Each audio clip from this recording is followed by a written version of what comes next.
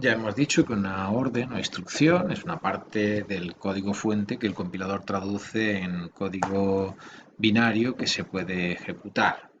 Hay distintos tipos de órdenes que se clasifican de acuerdo a diferentes criterios. Nosotros vamos a hacerlo por su funcionalidad. Empezamos con las órdenes de declaración de datos. Antes de eso, vamos a ver qué es un dato, o con más detalle qué es un dato, y luego veremos cómo se declaran los datos en C++. Un dato es una unidad de información que representamos en el ordenador. Datos podrían ser la longitud del lado de un triángulo rectángulo, la longitud de la hipotenusa, el nombre de una persona, el número de habitantes, el valor del número pi, etc. El compilador ofrece diferentes tipos de datos. Los más importantes son los llamados enteros, en C++ se van a llamar int, los datos reales o números reales, en C++ utilizaremos la palabra reservada doble, los caracteres para representar letras o símbolos, que en C++ se van a llamar char, etc. En una declaración, en una instrucción de declaración, el programador indica el nombre o identificador que se usa para referirse a un dato concreto y se establece su tipo, o sea, el tipo de dato asociado a ese nombre. Y ese tipo no se podrá cambiar posteriormente. Vemos entonces que el tipo es muy importante. El tipo del dato que se asocia a ese dato es muy importante. El tipo, recuerde, determina los valores y las operaciones que podemos realizar con un dato. Es muy importante que lo recuerde siempre.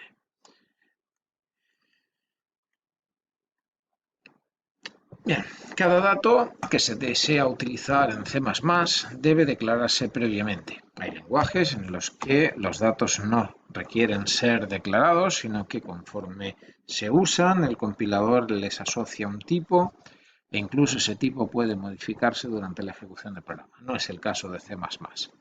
Nosotros vamos a declarar los datos antes de usarlo, evidentemente es obligatorio, y empezamos declarando los datos al principio del programa, siempre después, por supuesto, de escribir el inicio de la función main. Luego veremos que los datos pueden declararse no necesariamente, obligatoriamente, al principio de la función main. En este caso vamos a empezar así. Bien, aquí tenemos tres líneas, doble lado 1, doble lado 2, doble hipotenusa. Bien, estas tres líneas declaran tres datos. Los datos son de tipo real, o sea, vamos a trabajar con números con decimales.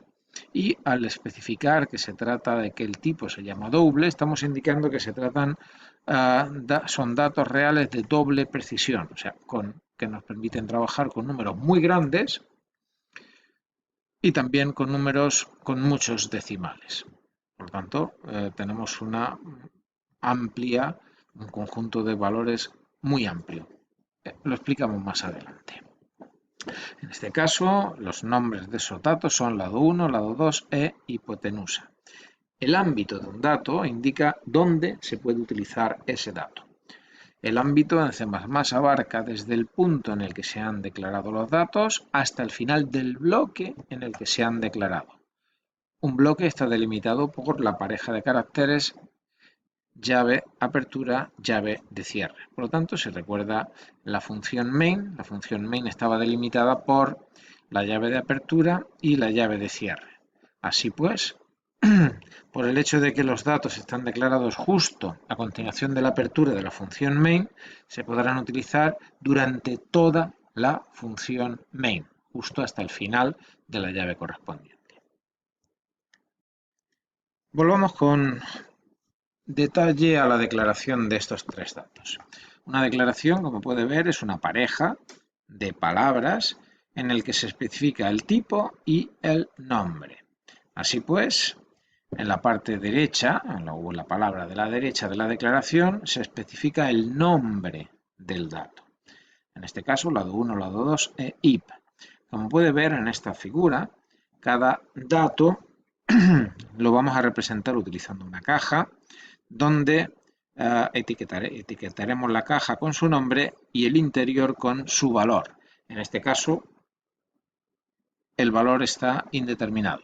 Cuando se declara un dato, su valor es indeterminado. Debe considerarlo así siempre. No puede suponer que su valor inicial es, en este caso, al ser número 0, por ejemplo. No puede suponerlo. El valor será indeterminado, basura, no especificado. Y la primera palabra de la pareja indicará cuál es su tipo. Por el hecho de decir que se trata o que su tipo es doble, queremos decir que aquí en la caja podremos guardar números reales decimales de doble precisión. Recuerde que su valor inicialmente es indeterminado. Así pues, una declaración es bastante simple, como puede ver. Se especifica tipo y nombre del dato. Otra categoría de instrucciones son las instrucciones de entrada-salida. Son las instrucciones que nos van a permitir enviar datos y recibir datos a un dispositivo. Entendemos que el dispositivo de salida va a ser un terminal, una consola, y el dispositivo de entrada va a ser el teclado, por defecto. Bien, vamos a verlo con más detalle. Observe esta primera instrucción que hemos marcado. Leyéndola, pues resulta un poco, en fin, sorprendente, confusa o no es demasiado intuitiva. Podemos leer cout, menor, comillas, introduzca la longitud del primer cateto, dos puntos, espacio en blanco, comillas. La instrucción acaba con el correspondiente punto y coma. Bien, realmente lo que estamos indicando en esta instrucción es lo siguiente. Se trata de una instrucción de salida. Estamos enviando texto a cout. Cout es el acrónimo de Character Output, el terminal por defecto. La pantalla, si quiere verlo de una forma más, menos precisa.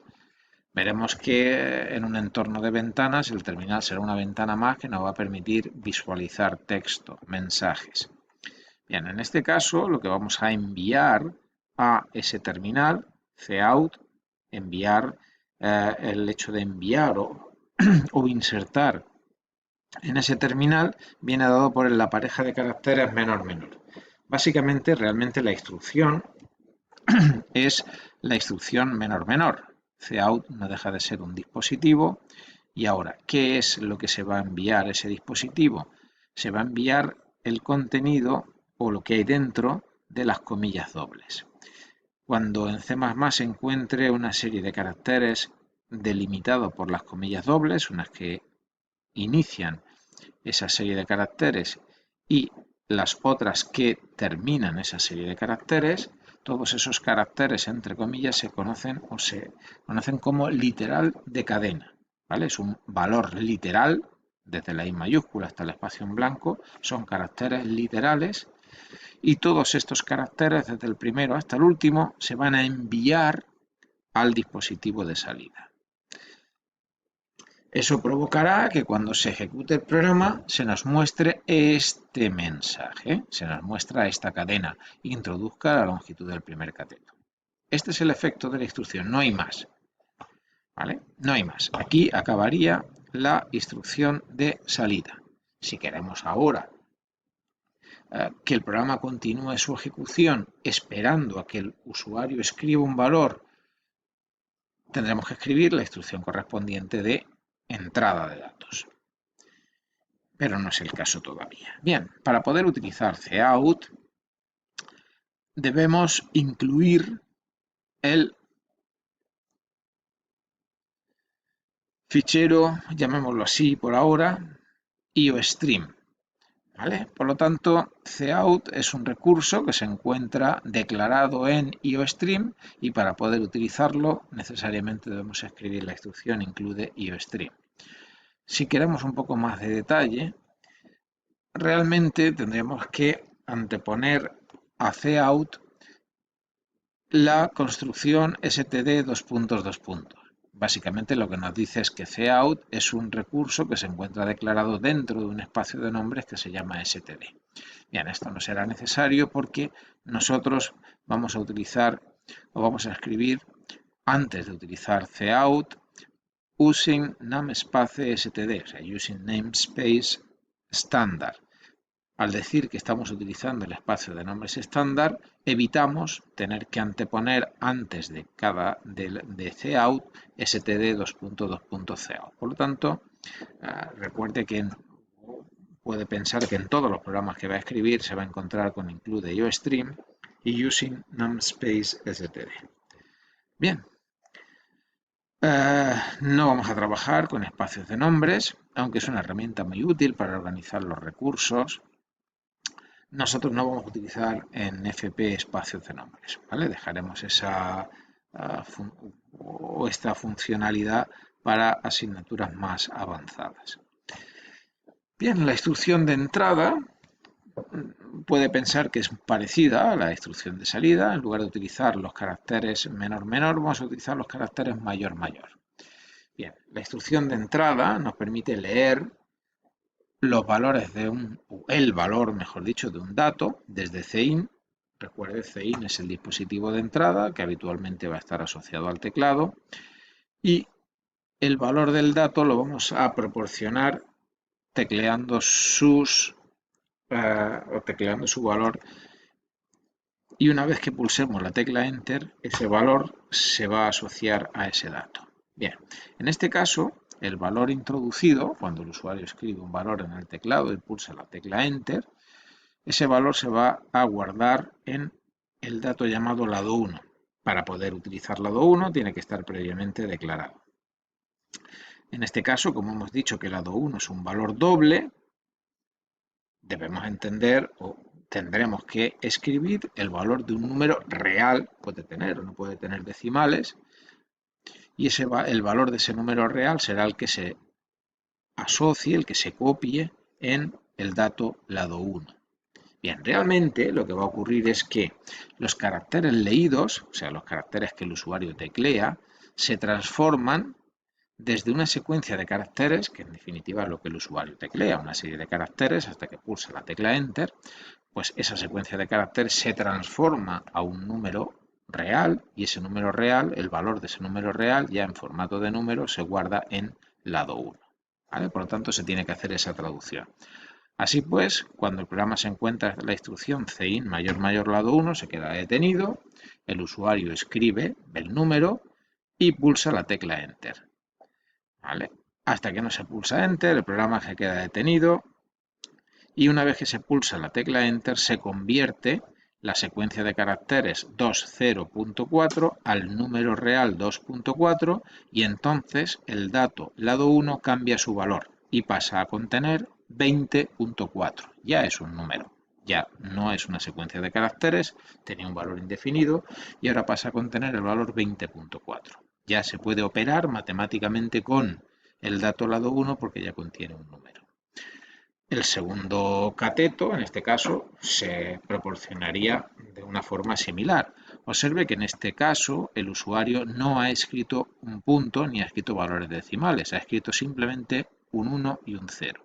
Al pulsar la tecla Enter, la secuencia de caracteres 1, 0 se convierte al número real 10.0, aunque en este caso pues no estamos escribiendo la parte decimal, ¿vale? Pero internamente debe pensar que aquí se guarda un número real con decimales, 10.0.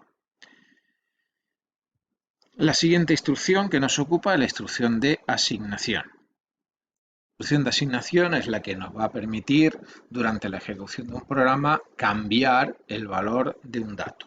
Hemos visto que el valor de un dato se puede cambiar utilizando la instrucción de entrada. Cuando escribimos CIN mayor mayor nombre de un dato, lo que el usuario teclea se transforma a el valor o al tipo correspondiente al del dato y se guarda su contenido en ese dato. Pero el valor del dato se puede modificar y podemos guardar en ese dato el resultado de la evaluación de una expresión. Bien, pues eso es lo que vamos a ver en el siguiente vídeo. Vamos a ver con detalle cómo funciona la instrucción de asignación y, lo que es más importante, cómo se evalúa una expresión, que es una expresión, cómo se calcula su valor y cómo se evalúa para, mediante una instrucción de asignación, darle valor a un dato.